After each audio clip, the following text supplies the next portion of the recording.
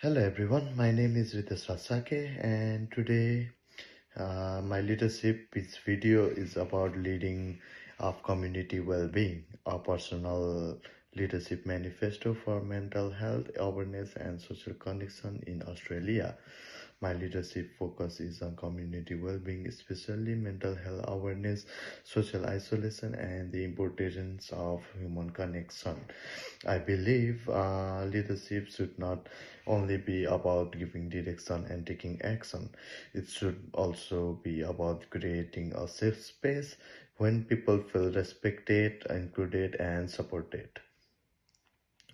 My personal leadership manifesto is to lead with empathy, inclusion, and ethical responsibility. I want to become a leader who supports mental health awareness, strengthens social connection, and contributes to community programs that are practical, respectful, and sustainable. For me, leadership is not only about position or authority. True leadership is shown through the positive difference it creates in people's life. This topic is important in Australia because communities are diverse and people experience mental health and social connection in different ways. Some people may feel isolated because of culture, migration, disability, financial stress, and or by stigma. Because of this, community leadership must be ethical, empathetic, and evidence-based. A good leader does not use the same approach for everyone. Instead, a good leader listens, adapts, and respond to the real needs to the community. So, leadership is shaped by the relationship between the leaders, uh, and the followers, and the situation. In community well-being, this means that leadership must be relational and contextual. To create positive change, a leader needs to understand the community environment, people's lived experiences, and barriers that stop them from participating. My aim is to support positive social change by leading in a way that is ethical, culturally respectful, and socially aware. Ethics is an important part of my leadership manifesto. Ethical leadership should not misuse power, create harm, or influence people irresponsibly. This is especially important in mental health and community well-being because some people may already feel vulnerable, excluded, or unheard.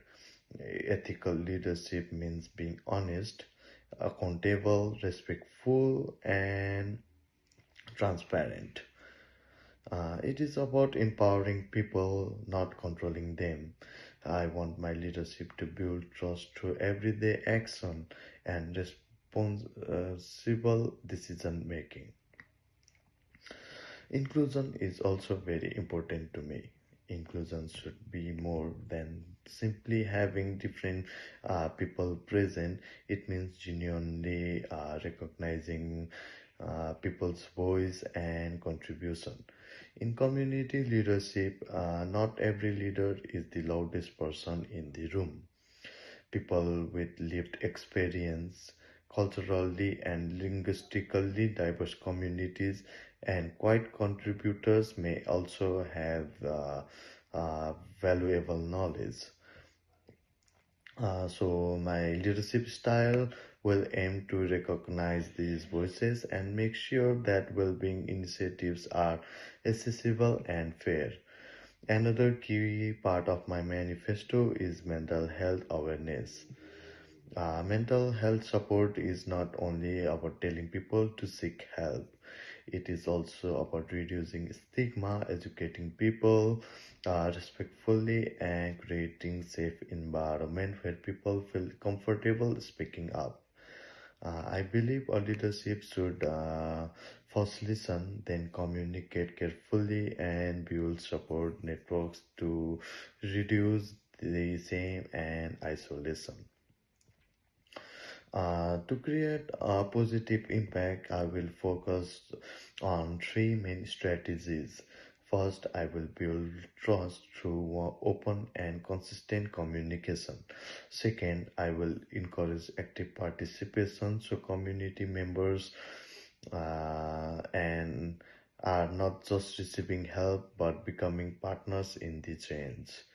Third, I will improve programs that programs through feedbacks and partnerships with local organizations and stakeholders.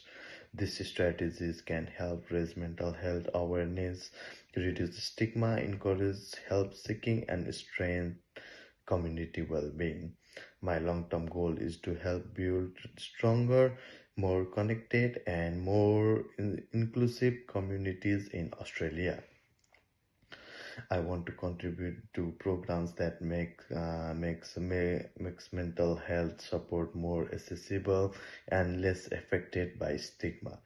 I also want to develop my own leadership skills so that I can support culturally respectful, evidence-based, and sustainable community initiatives.